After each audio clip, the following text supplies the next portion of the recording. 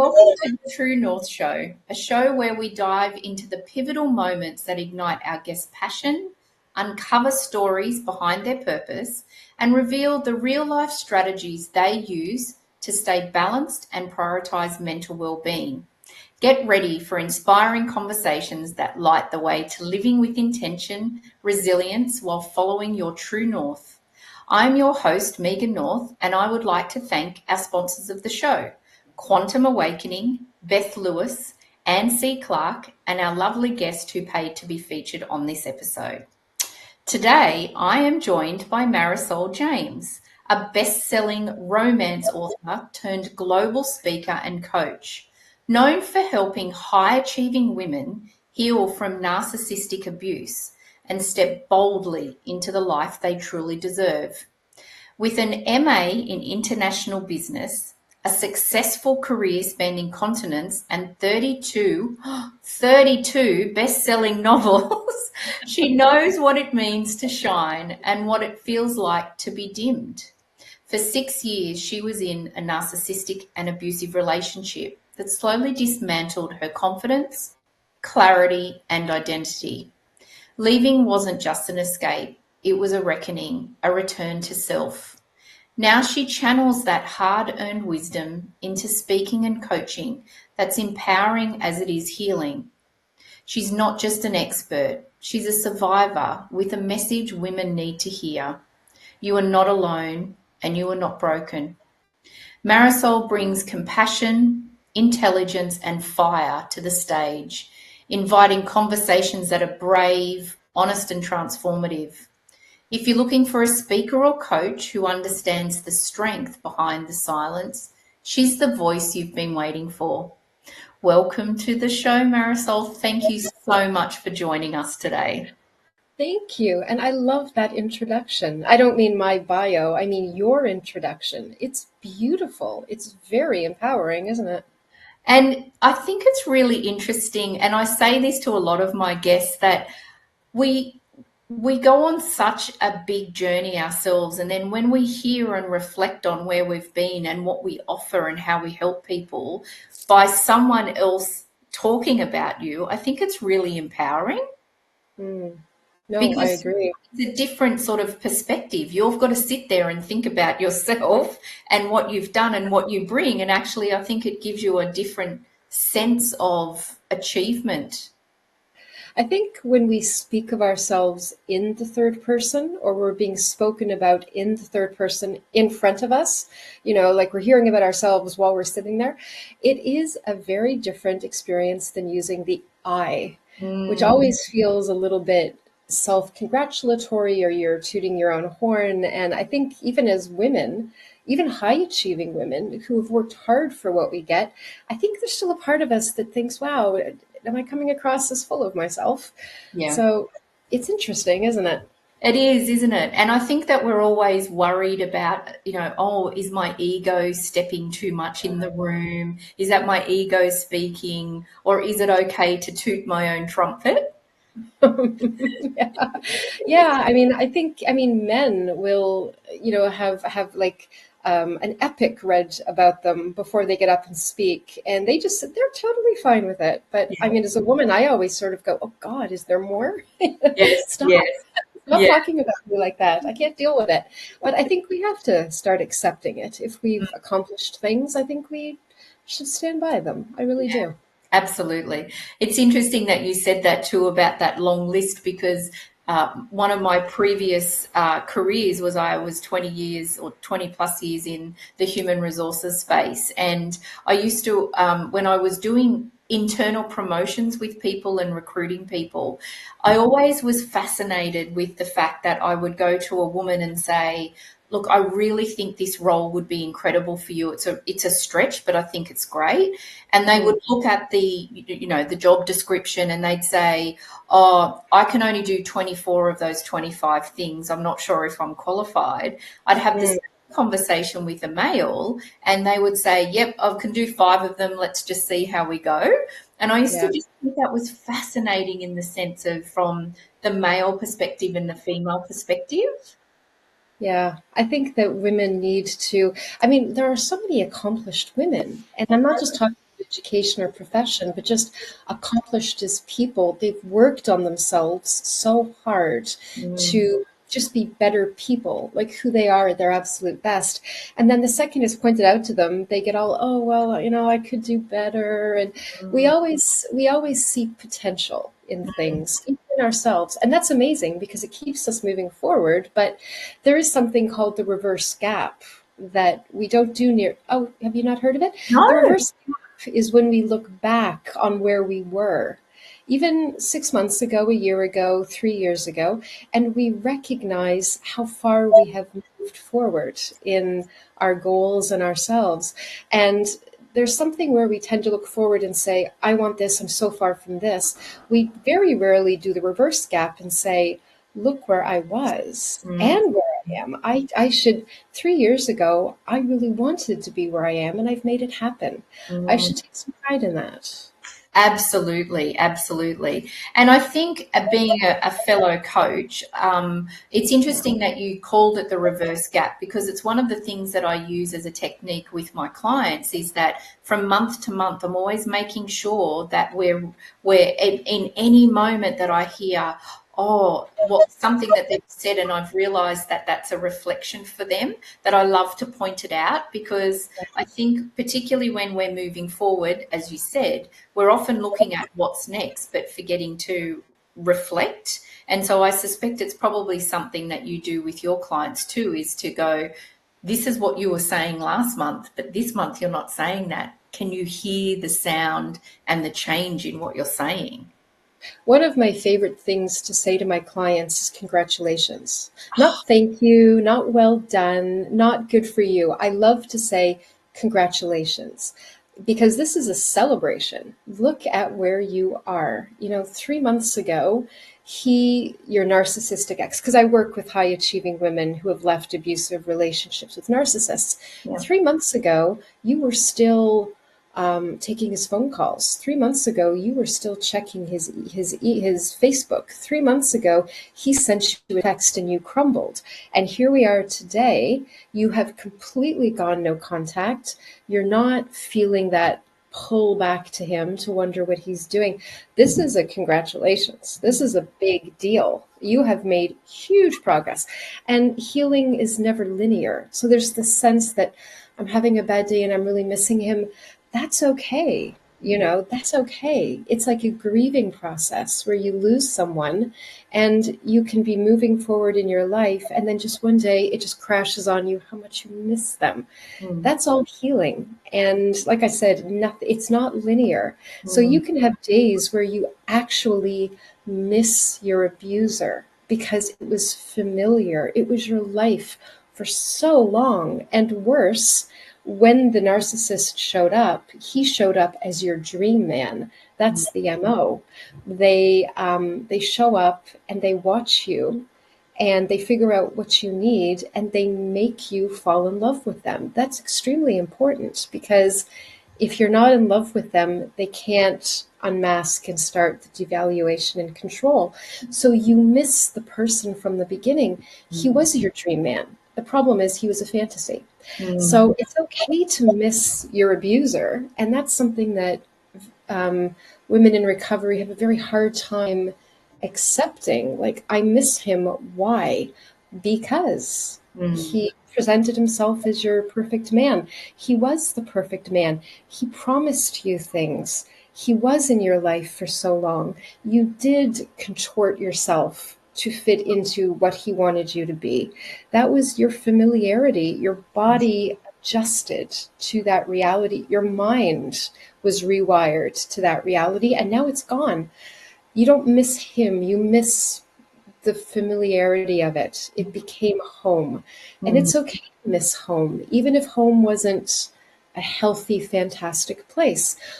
The trick is recognizing that and naming it and saying, I'm missing him, but I'm missing him yet. I'm missing him and I won't go back. Yeah. Wow. That's the trick. That's the trick. That's the hard thing to reach. And once you do, it's a big congratulations. Yeah, I love that. Huge. Oh, I'm going to start using that. Congratulations. I think it's really beautiful. It's really, really beautiful. It just has that beautiful energy to it too. So thank you And for they that. need to hear it. They need to hear congratulations. They need to hear you are, this is something to celebrate in yourself, for yourself. Put on the party hats. You know? Yeah, the confetti. Yes, definitely. Confetti falling from the ceiling. It Beautiful. was, yeah. Yeah. So we've just touched on a little bit of that work that you do. So can you take us back? So what was the defining moment that led you to pursue your true passion and purpose, this work that you do with women? It's interesting because for a long time, I thought my passion and purpose was international business, and it was. I got my master's degree back in Canada, Hmm. and I immediately started traveling and working in Eastern Europe and then Asia. And I mean, I'm 53 years old now, and I haven't lived in Canada for more than half of my life at this point. I have forged a truly international career, and I loved it because I loved the travel, I loved the culture, I loved learning new languages. And then I fell into romance writing, a bit of a long story, but I ended up being a full time romance writer.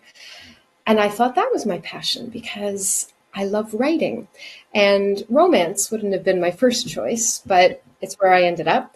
Yeah. And then I loved that. And then I got into this relationship with this man here in England. And my marriage had ended, and I ended up moving to England with my older son to be with this man. And I thought that he totally supported my writing. I thought he totally supported my independence. I was earning well over 150,000 US dollars in royalties as a self-published romance writer. So that's like, that's unbelievable. And I thought he was proud of all of that. I thought he loved that. But this is the thing with narcissists is they start chipping away at all this stuff that in the beginning they loved. Now it threatens them. So I started working for his company for free. And as soon as that happened, my writing decreased. And then when I tried to go back to it, there was a lot of guilt. There was a lot of, oh, you're saying you don't care about my business. Oh, you know. So it stopped. It just completely stopped. And I missed it desperately.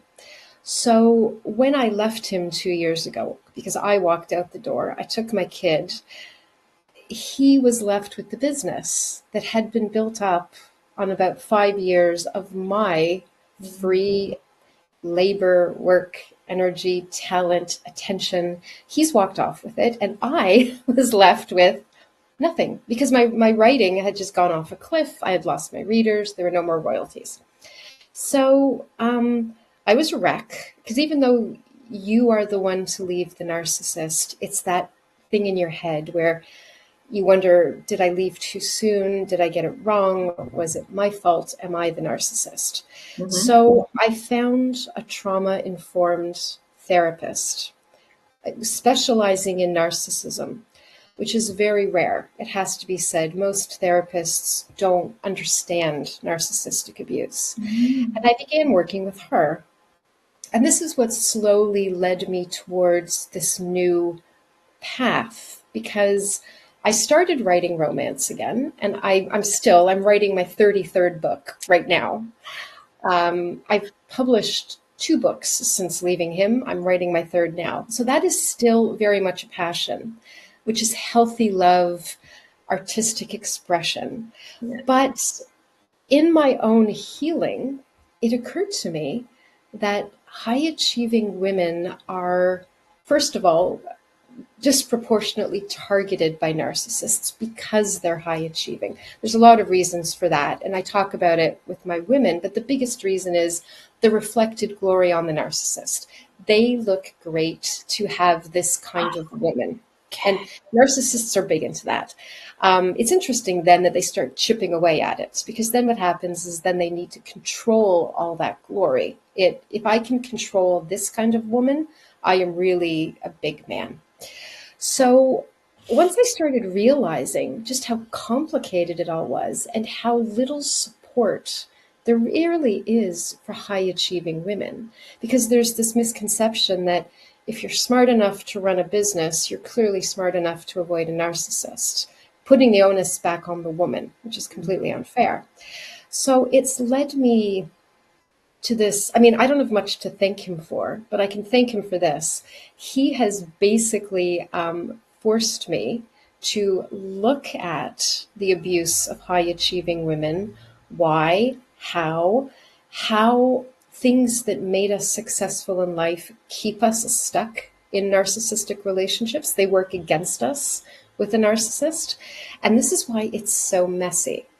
And this is how I've ended up on this path that is now my biggest passion. I think between my history of international business and romance writing and being in that relationship for 6 years, it has culminated into this thing where I am so uniquely poised to reach women high achieving on that level with my business history, being able to express myself in writing, and being able to get the perspective on what I went through, and I can break it down for women who have been through it. So when they say to me, "You're not going to believe what I tell you that he did this," I'm going to say, "I promise you I will believe you," because there are things he said and did to me that I still, on some level, I know it happened, but I can't believe it happened. So it's been a bit of a journey, but I do feel like in the introduction of your show, it says you're exactly where you're meant to be. This is exactly where I'm meant to be now, working with women like me, who I was 4 years ago. That is absolutely where I'm meant to be right now. And what part does forgiveness play in all of this? From forgiveness of self and then forgiveness of others? It's an interesting question because there is, I think as women, we are quite often pressured to forgive the other person. And that's something that a lot of the women that I work with say, "I don't want to forgive him. I can't forgive him."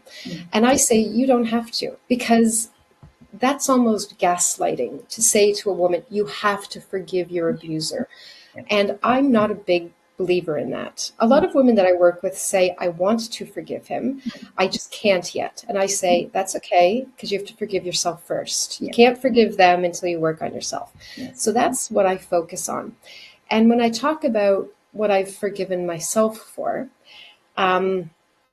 it's and taking ownership and accountability for my part in it, is that what I have discovered since leaving him is I have something, we all have something, that I have called a wounded strength. And a wounded strength is something that we carry in us. It's a wound. And it can come from childhood, but it doesn't have to. And it can come from abusive parents, but it doesn't have to. And it can come from a narcissistic relationship in your childhood, but it doesn't have to. It's something that has left a wound in us. And what we find with high achieving women, at least the ones I work with, is this wound is the very thing that has driven us forward, that has made us resilient, that has made us high achieving, that has made us able to just, put our head down and do the thing, and we stick through and we see it through. And this works great when you're talking about work, let's say, or you're talking about healthy relationships, or you're talking about being a good mother. But when you're working with a very toxic, unhealthy partner, it keeps you stuck in it, because all you do is they say something to you and you take it on board. You think, well, this person loves me and they're giving me this feedback, so I will just think about that. And this is where it starts to, the control begins. But the problem with this is something that you have to own. You have to recognize your wounded strength. You have to see how it's served you in your life. But then you also have to realize how it is what the narcissist targeted. It's what they zeroed in on. It's what they found in you. And it's what they promised to alleviate or heal or support you in. Mm-hmm. So just because I'm being very general here, in my case, my wounded strength is when I was 9 years old, I was diagnosed with cancer. And I lived in the hospital for 3 years. So I was like living, I wasn't going back and forth. I was living in the hospital. I was going to school in the hospital. So I didn't have family around me most of the time. No friends, no school, no social interaction. And that's a pretty formative 3 years between 9 and 12. So what did I learn during that 3 years? Well, to meet my own emotional needs, Mm-hmm. to not look to others for comfort or support, to to handle myself, to just get through things myself. The doctors were great and the nurses, but they weren't my parents. And I just learned, and I also learned that sometimes life isn't fair. Like I was on a ward where children died every week. So what you learn during that time is to be very, very independent and strong, but also to meet your own needs and regulate yourself. So this is when I was 9 to 12. So by the time he showed up, I had been for almost 40 years doing everything myself, everything, because I didn't know any other way to be. Yeah. And this has driven me forward and made me very successful and strong and gritty. But when he showed up, and he literally said to me, "You don't have to do everything yourself. I'm here now. We're an us." And honestly, Megan, for the first time, it felt like I could just put it all down and hand it to someone else for a little while. And I could trust him to take care of me. He tapped into this like aching need I didn't even know I had, but he saw it in me. So I thought this was my soulmate. I thought this was the man who I could trust to carry me after being on my own since the age of 9. But it's what made me vulnerable to him. And when he began to withdraw it, when the devaluation process started and he turned cold and critical and began to chip, I panicked because here was this, how was I supposed to go back to doing everything myself again? So this is this is a very roundabout answer to your question, but every woman that I work with, we have to identify her wounded strength because that is what the narcissist tapped into. And you have to forgive yourself for letting it be exploited. But the problem is you didn't know it was. Yeah. The thing is now you do. So you have to forgive yourself for that part of it. And then you have to own it. And you also have to say, my wounded strength really it's a strength, but it's also a wound. Right. So the self-forgiveness and recognition comes first. Then if you want to forgive him for targeting it, exploiting it, all of that, that's up to you. I don't demand that because those women have had enough manipulation by him to last a lifetime. If they do not want to forgive that manipulation, it's not a demand that I make. It's not something that I say, you have to do it to heal properly. And a lot of them simply don't want to. Why should I forgive somebody who abused me for 10 years? Well, that's a good question, actually. And that's their journey as well, isn't it? And I love that. I think that if you were in a position where you're helping these women, but then telling them what they needed to do and they need to do this and that, then you're almost being as demanding as what they've just come out of. And that's not the place that you want to be in, and that's not how you help. So I think it's always when we're working with clients, it's being where they are at on their journey as well. And you're right. Forgiveness is, you and I had a conversation about this in the sense of, I think forgiveness of yourself is the biggest gift you can give yourself. But then if you can step it into forgiving the other person, it's an even bigger gift, but it's not necessary. So I think that, if you do eventually get to that place, then fantastic. But if you don't, it doesn't need to be a stress. Well, the other thing about being in a narcissistic relationship, ultimately what it's about is about him, and because I work with women who have been with men, him having power and control, and controlling how you feel, controlling how you speak, controlling where you go, controlling your money, controlling your mind. The last thing I'm going to do is take away any of her control and say, now this is what you must. Yeah. There is no must. Yes. There's a lot of enlightenment and speaking and realization. And there's a lot of working on self-love and self-trust, because after the narcissist, you don't trust yourself at all because your judgment is gone. You don't know who you are. You wonder how on earth this happened. Like we're talking about the reverse gap. Well, you look back on who you were before him and you think, where did she go? Like they've got enough to deal with. The last thing I'm going to say to them is, and now you must find it in your heart to understand him. Well, I do make a point of saying how the narcissist works, really the mind and so on, why they behave the way they do. If that helps you get clarity on their behavior, that's the best I ask for. Yeah. I do not demand that my clients have to forgive their abuser. Yeah. I don't find that particularly helpful. No. That not when I'm working with them at all. Yeah. I knew that this conversation would be really insightful. It's just given me so many different things to think about because I've never been in a narcissistic relationship before. So it's really interesting for me to hear about this. So, I just want to thank you just for sharing this and for doing the work that you do with women. I'm sorry that you've been through it yourself, but often that's where we're led to our passion and purpose and our true north because of the experience that we've had. So I just think, that the world is lucky to have you, that you're doing this work with women. Thank you. Thank you. Like I said, I don't have much to thank him for, but I can certainly thank him for this new direction that I've been pointed in. Absolutely.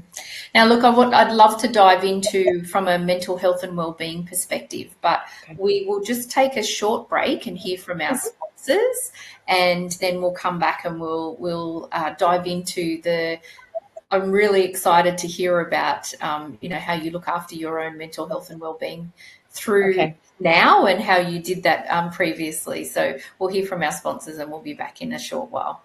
Thanks, Marysol.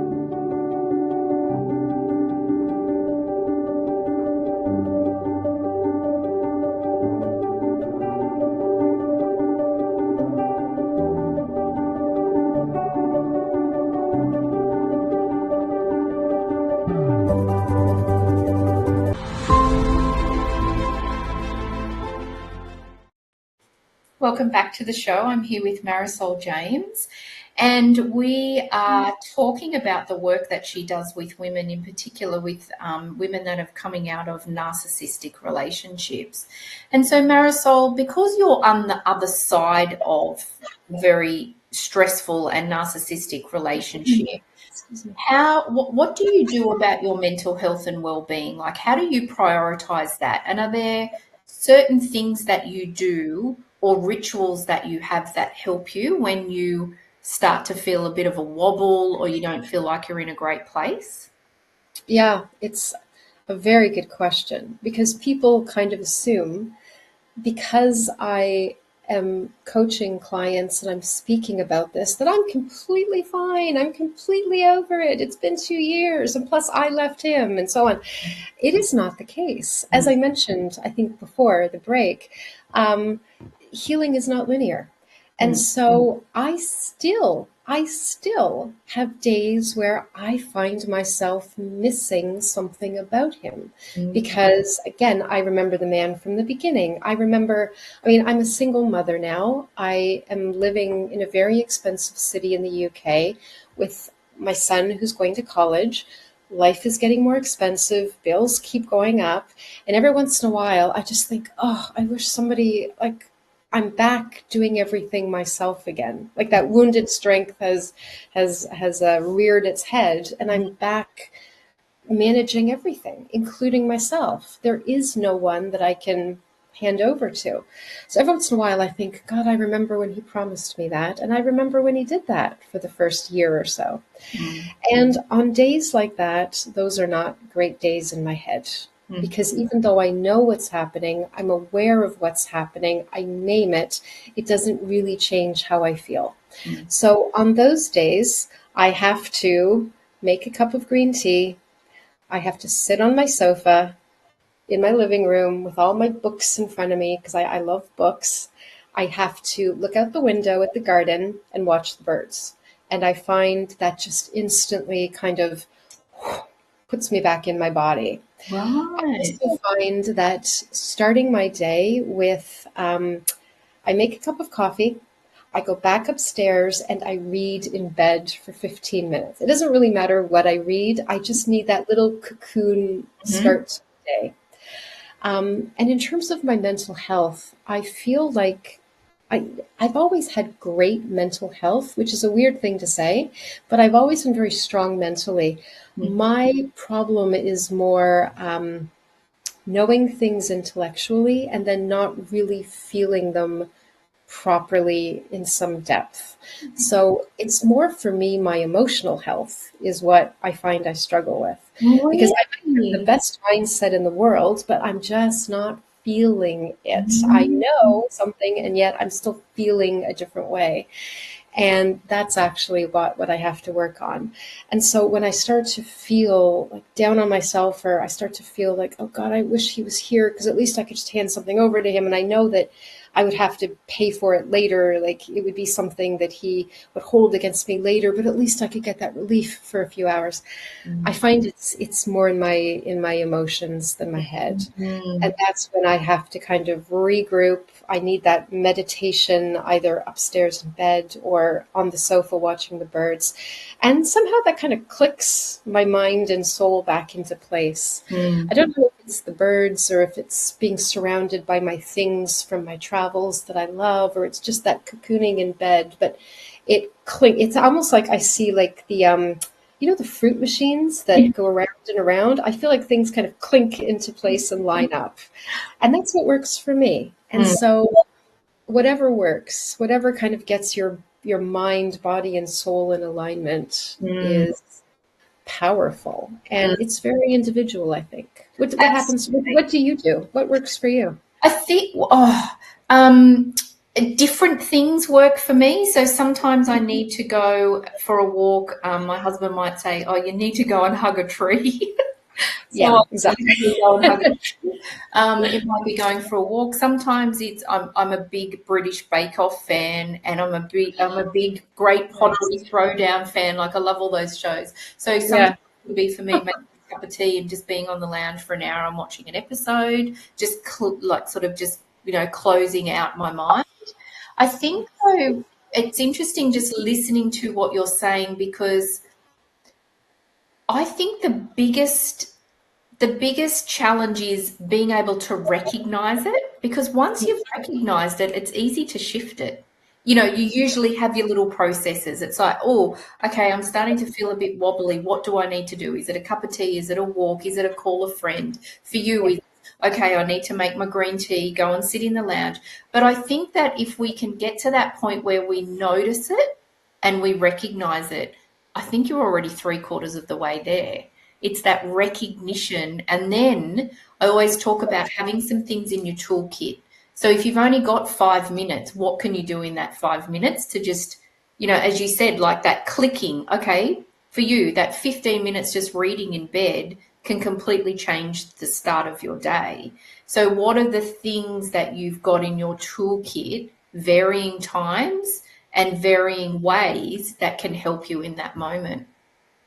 I think that's incredibly important. I mean, what you just said about it's about recognizing it, because there's this thing that, like, the women that I work with, before I kind of get to them, they start spiraling, like they spin, they get into this cycle where they get up, they're already in a bad headspace. So now they don't feel great. So now they kind of drag themselves through their day. And because they're not in a great headspace, they're not performing at work, which gets noticed because they're normally a high achieving woman. So now they're being disciplined, or they're getting some side eye, or they're being questioned, which just messes with their head, which affects how they feel, which just goes around. Mm-hmm. And it tends to, and the one thing I hear a lot from the women that I work with is, they drink a lot to cope with the stress. There's a lot of alcohol abuse, which then you get up the next day and you're not great physically, emotionally, mentally, because you're hungover, or you had a terrible sleep, or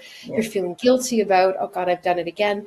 So the problem is it starts to spiral. Yeah. And I think that one of the most powerful, empowering things I can do for my clients, if nothing else, is I can get them, when they start thinking and feeling the way they do and feeling guilty about it, like, why do I miss him when I know he's a narcissist? I know it was a toxic dynamic. I know if I went back, it would only be worse, but I still miss him. What's wrong with me? And I say, let's talk about what's happening here. Because as soon as you recognize it's okay to miss your abuser, like, it sounds like it's such a counterintuitive thing to say. It's okay. It's normal. Don't go into a guilt and shame spiral, because the farther down you go, the harder it is to get yourself back up. See it for what it is, which is you being human, tired, drained. You were fooled. You were targeted. You were taken advantage of. Let's call it. Let's call it what it is. And as soon as you do, you think, God, I miss when he did that. You go, you know what? That wasn't real. He didn't mean any of that. That was something he did to get me under his control. I do not miss it because it wasn't real. What I miss is having the confidence and knowing I can do it myself. I don't need him to do it. Yeah. So once you kind of reframe it that way, as yes, you feel this way, but now you know why, and you understand that it wasn't healthy, then you don't start to spiral into that horrible pit of despair and shame. You can keep yourself out of it. Yeah. And I know what I'm talking about. I do know what I'm talking about on this one, because like I said, I still have days where I go, oh God, and this is someone who has a very clear perspective on toxic relationships, but I understand how you can miss them. Yeah. And it's crucial. It's crucial that people understand that. Yeah. And not be shamed for it, and not feel shame about it. Yeah. Yeah. And so do you think that there is a misconception that high achieving women are somehow immune to narcissistic abuse, that it's assumed that those women will like never fall for abuse or stay in it? Is there, what's the feeling out there about that? 100% that is correct, Megan, unfortunately.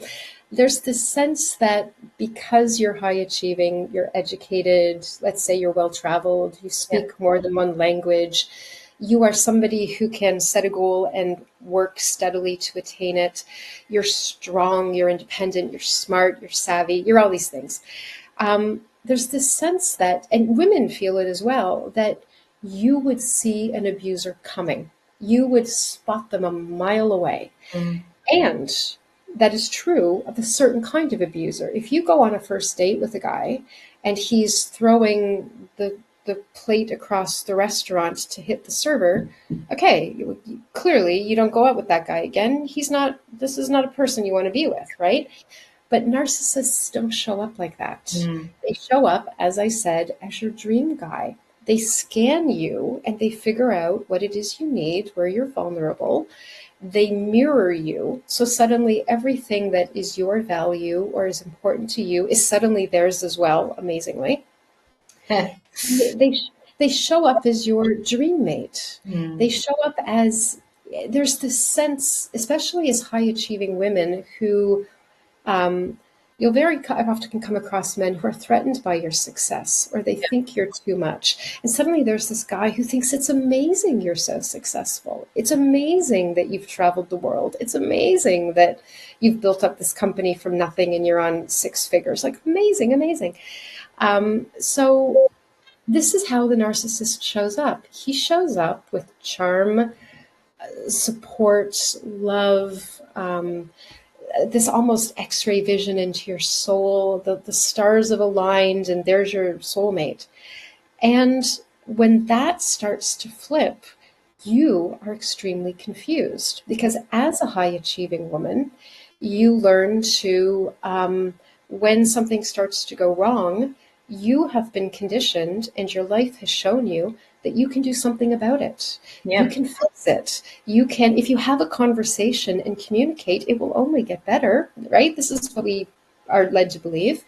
But the problem with the narcissist is there is no communication. There is no desire to fix the problem. There is only control and power and a desire to confuse. So there's this sense that high achieving women should know better. We should see it coming. Aren't we smarter than that? How can we have this whole life of achievement and then we're brought down by this guy? And it's so crucial to understand that the narcissist doesn't show up like that. As high achieving women, we're used to being threatening or being on our own or not celebrated for who we are. And so it makes us vulnerable to this kind of support and love. And this is why there's actually another layer of shame for the high achieving woman, is because when we do start to talk about it, or we do start to say, this is what I've been through, there's always this sense of, well, how did you let that happen? Like, how did you not know? Why did you stay in that for so long? You've got a master's degree, for God's sake. Why? And it's because it happens so gradually. And that amazing person from the beginning, we're always trying to get back to him because we think he's real. Yeah. We don't understand it was all a gigantic mask. And when the mask starts to come off and we see the real person, we are confused. We think we did something. We think it's about us. We think, I can fix this. We believe in the potential of things. So we know the relationship could be, because it was once, and how do we get it back? Yeah. All of these things work against us. All of them keep us stuck. Yeah. So that's why high achieving women are targeted. This is how they end up in it. This is why they stay in it. And this is why afterwards they're subjected to so much shame, both outside and internally. Being a high achieving woman makes you a target to a narcissist, not something that repels them. Yeah. And until we understand that and really, really understand that properly, we will continue to blame high achieving women for not seeing it coming. Because there's this idea that abuse victims are beaten down or weak or uneducated or unsuccessful. It's not true. For a narcissist, a high-achieving woman is the pinnacle. Yeah. And that makes a woman like that very vulnerable. Yeah. And that's not talked about nearly enough, I have to say. Yeah, wow. And so if you could say one thing to other women, so particularly women that are listening today who are about to start over,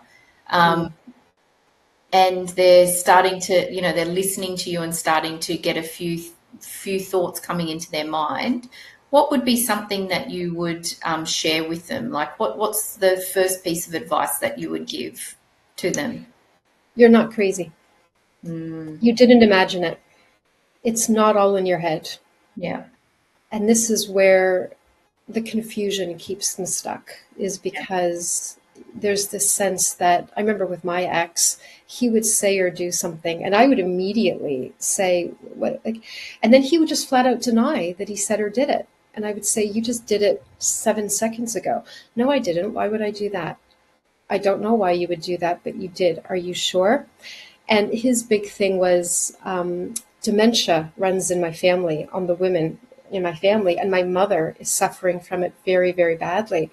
And he knew my biggest fear was that I'm going to develop dementia in my later years. And he would, I swear to God, Megan, he would look me straight in the eye and he would say, I think maybe your dementia's kicking in.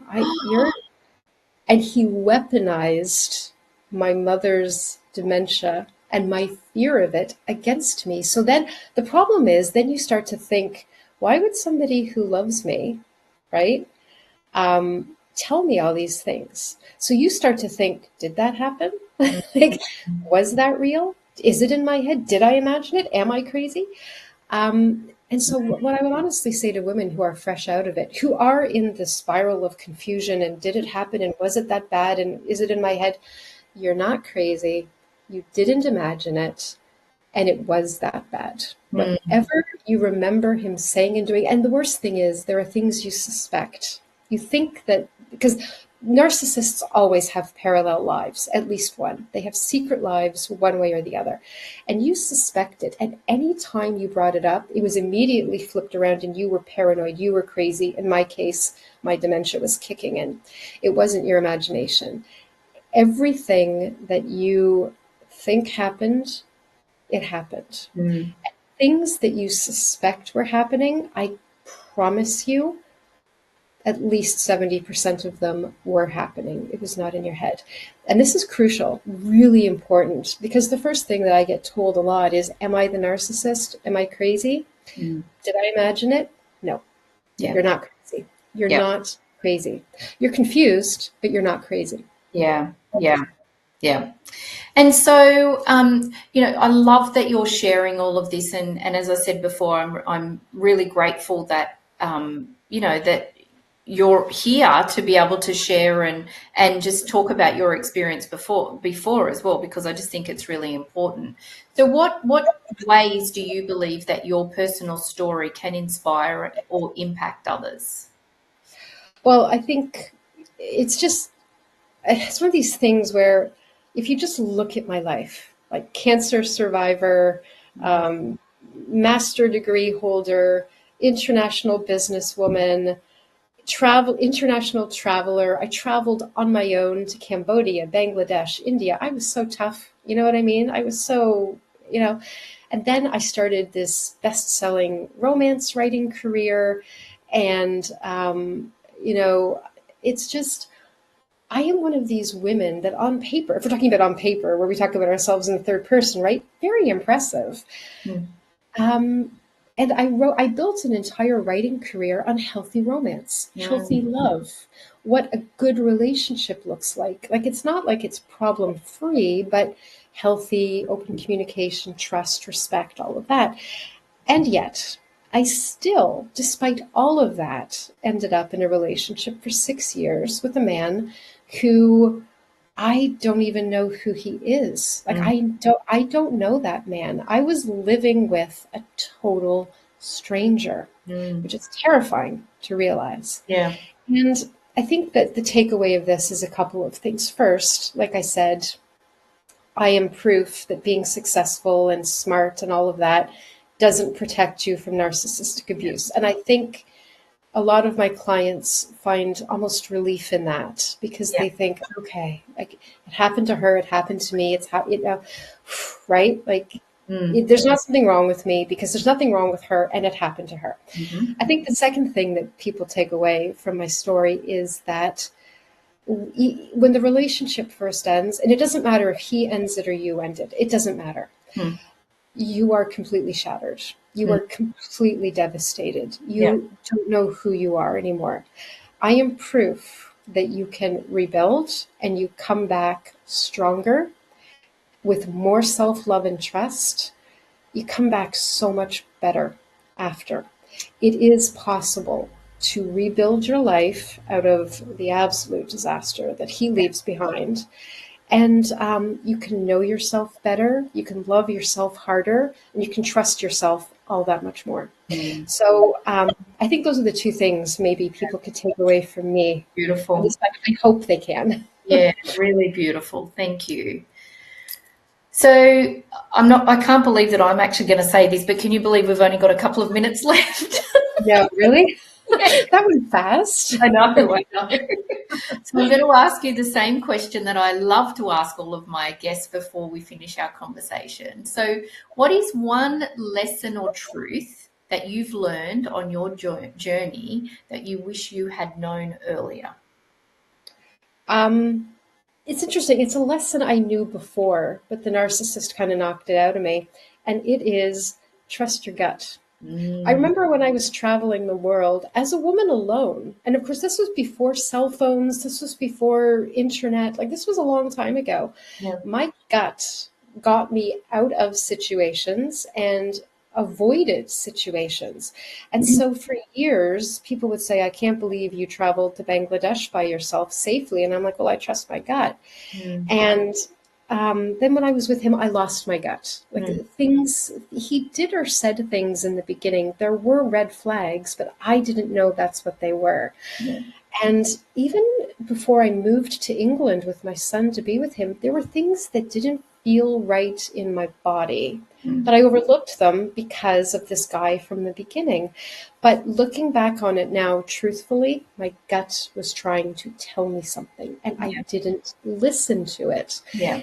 And since leaving him, I've rediscovered the smartness of my gut, which is it's never wrong. It's really never, I don't always understand what it's telling me, but it's never steered me wrong. Yeah. So, what I would say is something that I've relearned, which is if something doesn't feel right, if something in you is reacting to a person, a situation, whatever, there is a very good reason for it. Trust it. And Yeah. I wish I had listened to it at the beginning of the narcissistic relationship, but I listen to it now. That's beautiful. Thank you. Yes, that trusting that gut feeling. Yeah, you're right. It's never wrong. You're right. It's never wrong.